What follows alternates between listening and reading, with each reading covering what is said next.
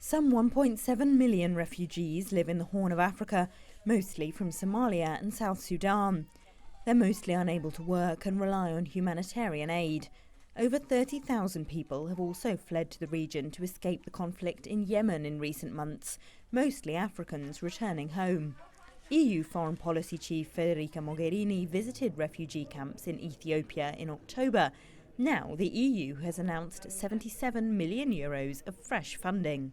It's about supporting directly refugees' access to basic services, one being sometimes shelter, water, food, sometimes a bit more elaborate in that we're talking of education.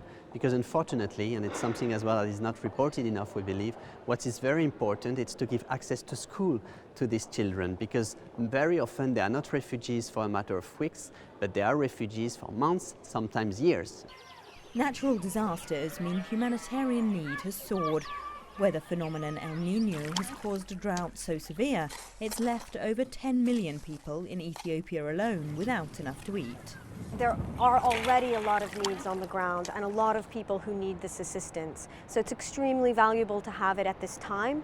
But it's also important that part of the funding that the Commission has just announced is also for disaster risk reduction, so for coping with the effects of disaster or a serious drought yet to come. The drought, of course, exacerbates the refugee crisis as millions flee in search of food and water. While most of the world's attention has been focused on refugees trying to reach Europe from Turkey and Syria, the EU hasn't forgotten Africa's own refugee crisis.